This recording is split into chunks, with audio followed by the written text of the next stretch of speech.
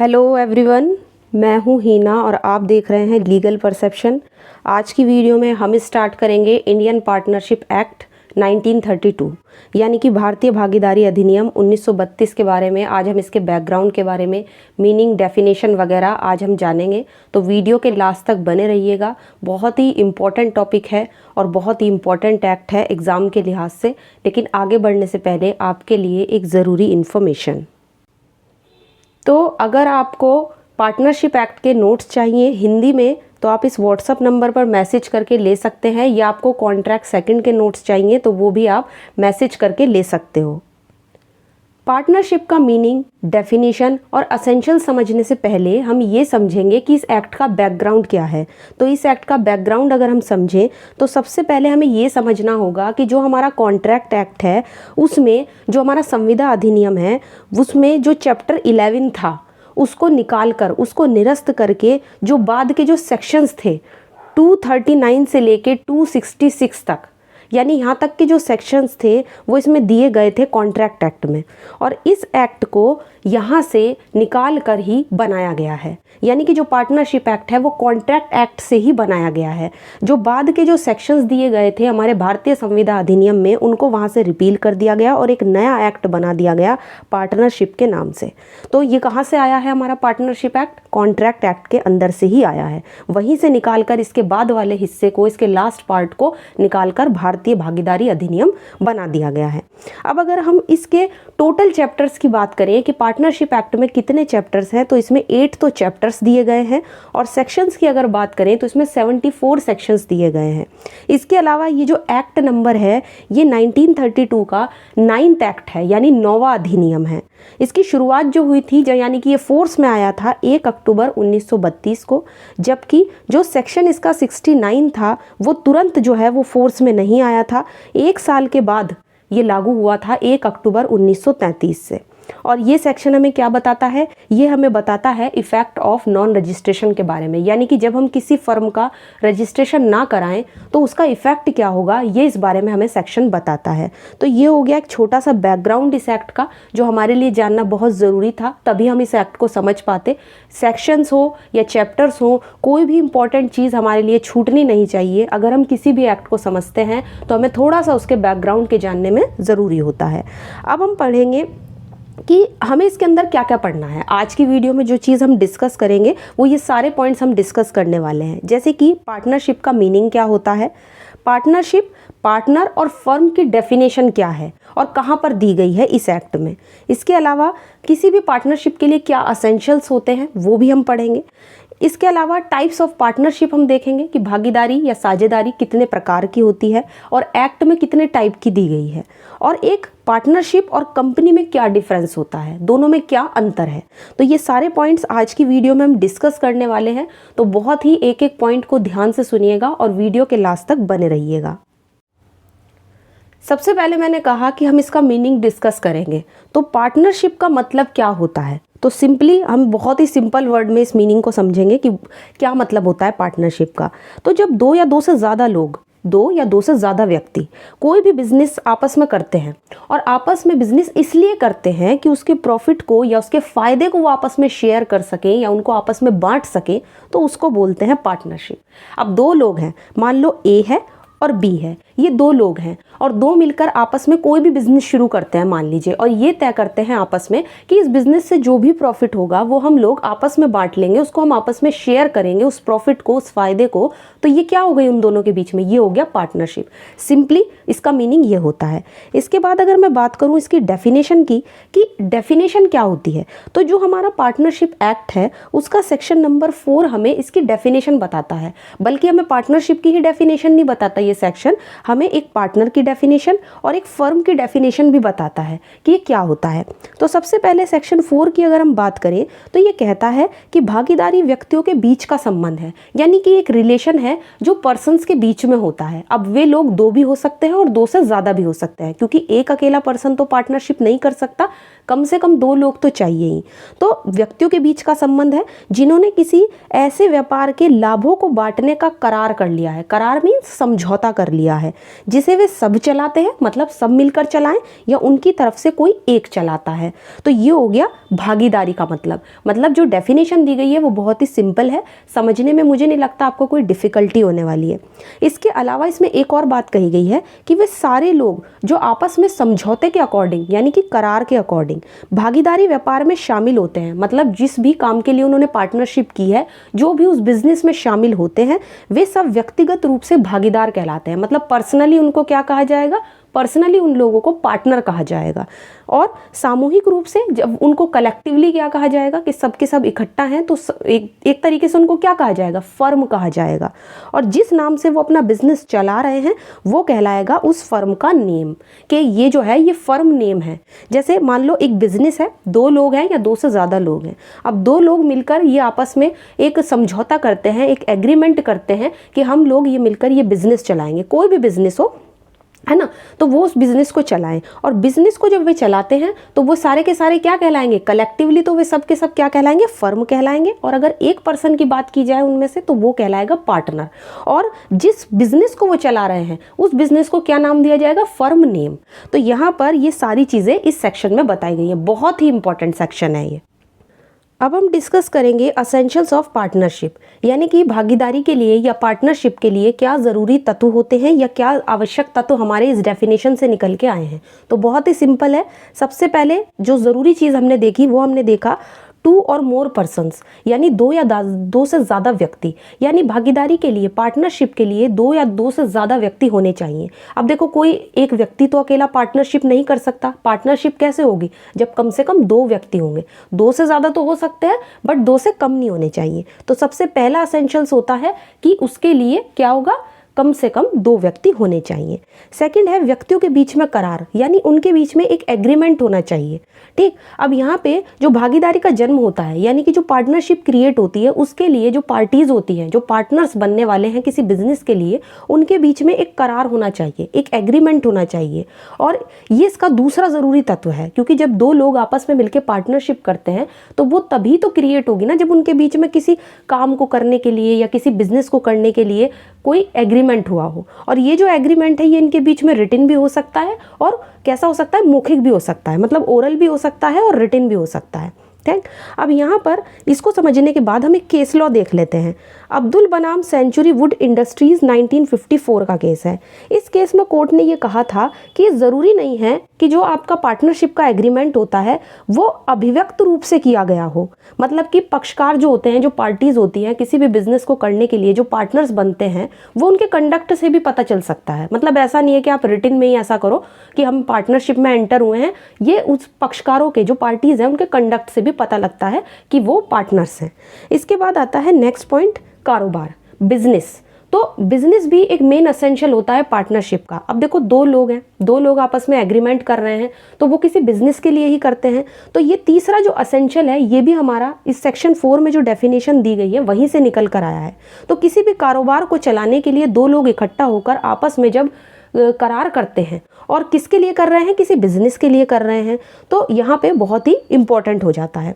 लेकिन सबसे ज़रूरी बात यह है कि जब किसी बिजनेस के लिए कोई पार्टनरशिप की जाती है तो वो बिजनेस जो है वो आपका लीगल होना चाहिए। ऐसा नहीं है कि आप किसी इलीगल बिजनेस के लिए पार्टनरशिप में एंटर हो जाओ, तो फिर वो कैसे होगा, फिर तो वो पार्टनरशिप ही कैसी होगी, वॉइड होगी, है ना, शून्य हो जाएगी। फिर आपको उसको लीगली इन्फोर्स कैसे कराओगे। तो ये बहुत ही ज़रूरी होता है कि जो बिजनेस कर रहे हो, जो भी कारोबार किया जाए, पार्टनरशिप में एंटर होने के लिए वो वैध कारोबार होना चाहिए। इसके बाद होता है कि वो जो बिजनेस है वो सभी या सबकी तरफ से या किसी एक के द्वारा भी किया जा सकता है। यानी कि अभी हमने क्या पढ़ा था डेफिनेशन में कि कारोबार या तो वो सब मिलकर चलाते हैं या उन सब की तरफ से कोई एक पर्सन चलाता है। ऐसा भी तो हो सकता है जो डेफिनेशन में दिया गया है। तो ये इसका नेक्स्ट एसेंशियल हो गया, यानी कि अगला आवश्यक तत्व। इसके बाद होता है ऑब्जेक्ट। ऑब्जेक्ट भी बहुत ज़रूरी है पार्टनरशिप के लिए। अब पार्टनरशिप में ऐसा होता है कि जैसे 2 लोग हैं, मान लो 2 ने मिलकर कोई बिजनेस किया, पहले एक एग्रीमेंट किया कि हम ये बिजनेस करेंगे। और बिजनेस क्यों किया, क्या उद्देश्य है, क्या ऑब्जेक्ट है? तो ऑब्जेक्ट ये होता है कि उनको फ़ायदा कमाना है, जो भी वो प्रॉफिट कमाएंगे उसको वो आपस में शेयर करेंगे, कोई भी फ़ायदा है वो उसको आपस में बांटेंगे। तो ऑब्जेक्ट भी होता है एक इम्पॉर्टेंट एसेंशियल पार्टनरशिप के लिए। ठीक, अब यहाँ से ये सारे एसेंशियल समझने के बाद एक और पॉइंट निकल के आता है जो हमारा सेक्शन 5 में ही दिया गया है पार्टनरशिप एक्ट के। सेक्शन 5 हमें बताता है कि जो हमारी पार्टनरशिप है, जो भागीदारी है, वो परिस्थिति से सृष्ट नहीं होती, यानी कि जो पार्टनरशिप है वो स्टेटस से क्रिएट नहीं होती है। अब इस सेक्शन का क्या मतलब है, इसको बहुत ज़रूरी है समझना, कभी कभी एग्जाम में यहाँ से आपका शॉर्ट क्वेश्चन आ जाता है। तो इसका मतलब ये है कि अगर आप किसी स्टेटस को बिलोंग करते हो, जैसे कि मान लो कोई पर्सन है, अगर वो हिंदू अनडिवाइडेड फैमिली का है, मतलब जॉइंट फैमिली का मेंबर है, ऐसी फैमिली जो जॉइंट फैमिली है और अनडिवाइडेड है, अभी डिवाइडेड नहीं है, वो उसका मेंबर है, तो वो उस जॉइंट फैमिली का बिजनेस चला रहा है। जैसे होता है ना, परिवार में बहुत ज़्यादा होता है कि हमारा कोई फैमिली बिजनेस है, और हिंदू अनडिवाइडेड फैमिली में क्या है कि बिजनेस है और कोई बिजनेस जो पर्सन है वो मेंबर है और वो भी उस फैमिली बिजनेस में लगा हुआ है और वो जॉइंट फैमिली है।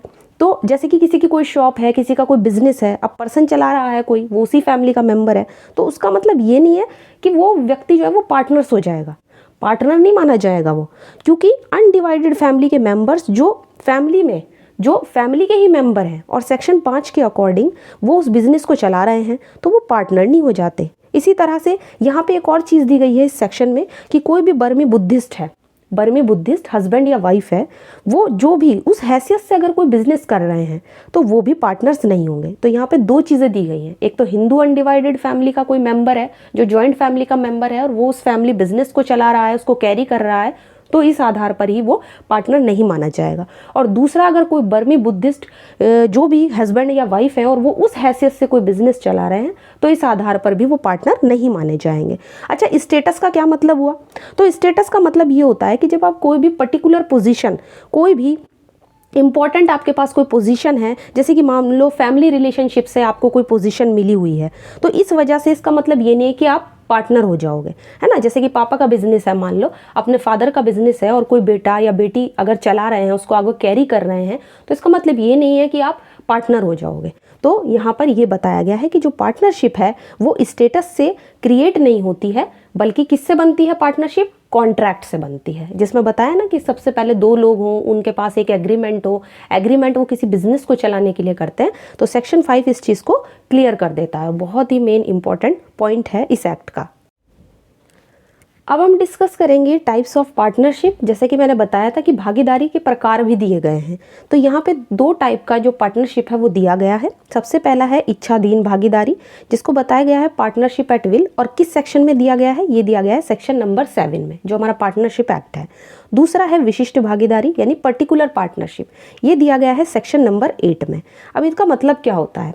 तो पहले वाली जो टाइप के है इच्छाधीन भागीदारी, ये दी गई है सेक्शन 7 में, जो बताता है कि ये पार्टनर की जो विल होती है ना, जो उनकी इच्छा होती है भागीदारों की, वो अपनी इच्छा पर इसको निर्भर करते हैं। मतलब ये जो होती है ये उनकी विल पर, उनकी इच्छा पर डिपेंड करती है, यानी कि एक ऐसी पार्टनरशिप जो उनकी इच्छा के अनुसार ही बनाई जाती है। यहाँ पर इस पार्टनरशिप की जो ड्यूरेशन होती है, मतलब उसकी जो अवधि होती है, उसके लिए और उसको ख़त्म होने के बारे में कोई भी मतलब एक तरीके से प्रोविज़न नहीं होता, ठीक है ना। कॉन्ट्रैक्ट में जो कॉन्ट्रैक्ट बनाया जाता है पार्टनरशिप का, उसमें ऐसा कोई प्रोविज़न नहीं होता कि कब तक तो ये चलेगी और कब इसको ख़त्म किया जाएगा, बल्कि ये पार्टनर की जो विल होती है, उनकी जो इच्छा होती है, उस पर बेस होती है, ठीक। और पार्टनरशिप ये जो होती है, ये वाली जो पार्टनरशिप होती है इच्छाधीन भागीदारी, इसको पार्टनर जब चाहे ख़त्म कर सकते हैं, क्योंकि ये उनकी इच्छा पर बेस होती है।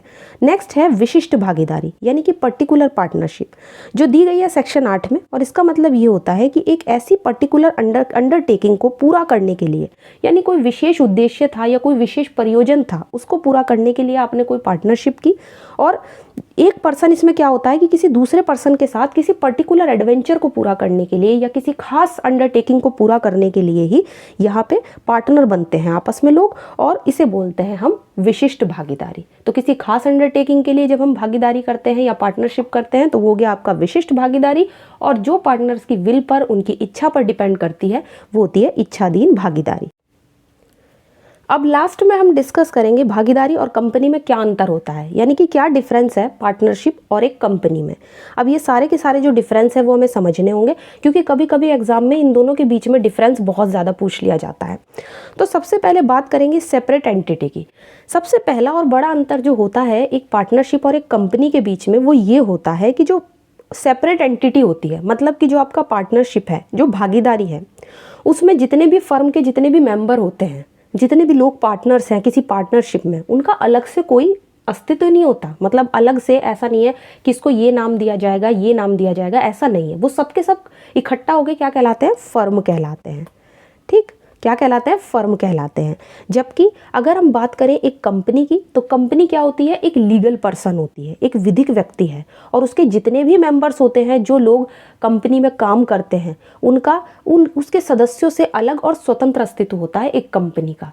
तो पार्टनरशिप में ऐसा नहीं होता है, जबकि कंपनी का जो है वो एक सेपरेट अस्तित्व होता है, एक सेपरेट एंटिटी होती है कंपनी। नेक्स्ट है क्रिएट या निर्माण। अब इस आधार पे क्या अंतर है? देखो, जो पार्टनरशिप है वो हमेशा कॉन्ट्रैक्ट से बनाई जाती है ना। मैंने बताया ना कि अभी हमने सेक्शन 4 में भी किया था कि करार करते हैं आपस में दो लोग या दो से ज़्यादा लोग। तो जो पार्टनरशिप क्रिएट होती है वो कैसे होती है? कॉन्ट्रैक्ट से होती है। जबकि कंपनी कैसे होती है? लीगली होती है ना, कानूनन तरीके से कंपनी को बनाया जाता है। इसके बाद आती है एजेंट। भागीदारी में क्या होता है? पार्टनरशिप में जो भी पार्टनर होते हैं वो फर्म के एजेंट होते हैं, है ना। फर्म के लिए ही वो सारा का सारा काम करते हैं, उसी के एजेंट कहलाते हैं, उसी के अभिकर्ता होते हैं। जबकि कंपनी में जो शेयर होल्डर होते हैं, जिनका भी कंपनी में हिस्सा होता है या जो अंशधारी होते हैं, उन्हें आप कंपनी का एजेंट नहीं कह सकते। नेक्स्ट है पर्सन्स। अब देखो, किसी भी पार्टनरशिप के लिए कम से कम 2 या 2 से ज़्यादा लोगों की ज़रूरत होती है ना। मिनिमम 2 लोग तो चाहिए ही। जबकि अगर हम कंपनी की बात करें, तो अगर मान लीजिए कोई पब्लिक कंपनी है, तो पब्लिक कंपनी के लिए मिनिमम 2 लोग नहीं चाहिए, ज़्यादा से ज़्यादा आपको 7 लोग तो चाहिए मिनिमम। तो मिनिमम और ज़्यादा से ज़्यादा तो कितने भी हो सकते हैं मेंबर्स, ठीक है ना। तो पर्सन्स के आधार पर भी दोनों में डिफरेंस है। इसके बाद होती है लाइबिलिटीज़, यानी कि दायित्व। एक पार्टनर का जो दायित्व होता है, उसकी जो लाइबिलिटीज़ होती हैं वो अनलिमिटेड होती हैं, उसे बहुत सारे काम पूरे करने होते हैं। लेकिन अगर मान लो आप कंपनी में किसी में शेयर होल्डर हो, तो आपको सिर्फ वही काम करना होगा जिसके लिए जो आपको सौंपा गया है। तो एक तरीके से जो लाइबिलिटीज़ होती हैं, अगर हम दोनों को कंपैरिजन करें, तो जो पार्टनरशिप है उसमें जो लाइबिलिटी होती है वो अनलिमिटेड होती है, जबकि कंपनी में जो लाइबिलिटी होती है वो थोड़ी सी लिमिटेड होती है। हित का अंतरण, यानी कि ट्रांसफ़र ऑफ इंटरेस्ट। अब देखो, पार्टनरशिप में क्या होता है कि दूसरे जो पार्टनर्स होते हैं उनकी सहमति के बिना कोई भी पार्टनर अपने इंटरेस्ट का ट्रांसफ़र नहीं कर सकता। मतलब दूसरे बाकी पार्टनर्स की भी उसे क्या लेनी पड़ेगी? कंसेंट लेनी पड़ेगी कि मैं अपना इंटरेस्ट जो है वो किसी दूसरे को ट्रांसफ़र कर रहा हूँ। जबकि अगर हम पब्लिक लिमिटेड कंपनी की बात करें, तो इसका जो शेयर होल्डर होता है वो बिल्कुल फ्री होता है, किसी दूसरे शेयर होल्डर की कंसेंट के बिना, उसकी सहमति के बिना ही वो अपने इंटरेस्ट का ट्रांसफ़र कर सकता है। नेक्स्ट है डेथ। इस आधार पर भी डिफरेंस है दोनों में। किसी भी पार्टनर की डेथ के साथ साथ उसकी जो पार्टनरशिप है वो ख़त्म हो जाती है। ऐसा होता है जैसे किसी पार्टनर है, बहुत सारे लोग अगर पार्टनर हैं, उनमें से किसी एक की डेथ हुई तो उसकी पार्टनरशिप ख़त्म। लेकिन जो शेयर होल्डर होता है, अब मान लो कोई शेयर होल्डर है, उसका शेयर था किसी कंपनी में, तो अगर उसकी डेथ हो गई तो क्या वो कंपनी भी ख़त्म हो जाएगी? नहीं, ऐसा नहीं होता है। तो अगर एक भागीदार की डेथ हुई तो पूरी की पूरी भागीदारी तो ख़त्म नहीं हो जाएगी, पूरी की पूरी पार्टनरशिप तो ख़त्म नहीं हो जाएगी। लेकिन अगर शेयर होल्डर की डेथ हो जाएगी तो कंपनी समाप्त नहीं होती। तो पार्टनरशिप ख़त्म हो जाती है और जो कंपनी है वो ख़त्म नहीं होती किसी एक शेयर होल्डर की डेथ पर। तो यहाँ पर ये कुछ इंपॉर्टेंट डिफरेंसेस थे जो मैंने आपको बताए हैं। कभी कभी एग्ज़ाम में क्वेश्चंस आ जाते हैं और कुछ ऐसे ही क्वेश्चन पूछ लिए जाते हैं, उसी के आधार पर मैंने आपको अलग अलग पॉइंट करके समझाए हैं। तो आई होप आज की वीडियो आपको अच्छी लगी होगी। आज हमने एक जो टॉपिक था ये पार्टनरशिप का, इसको कवर किया है, जैसे कि meaning, definition, main essentials, types क्या होते हैं पार्टनरशिप के, जो पार्टनरशिप एक्ट में दिए गए हैं, और एक पार्टनरशिप और कंपनी में क्या डिफरेंस होता है। तो यहाँ से कुछ आपके क्वेश्चन निकल के आ जाते हैं, इसलिए मुझे लगा कि इन पॉइंट्स पर एक वीडियो बनाना चाहिए। अब नेक्स्ट जो वीडियो होगा वो भी आपका पार्टनरशिप एक्ट से ही होगा, क्योंकि ये आपका मेनली जो होता है वो ज़्यादातर कॉन्ट्रैक्ट सेकंड के पेपर में आता है। तो आई होप आज की वीडियो आपको अच्छी लगी होगी। वीडियो अगर अच्छी लगी है तो इसको लाइक कर दीजिए, ज़्यादा से ज़्यादा शेयर कर दीजिए, और अगर आप चाहो तो टेलीग्राम पे भी हमें ज्वाइन कर सकते हो। तो आज की वीडियो में इतना ही, मिलते हैं नेक्स्ट वीडियो में।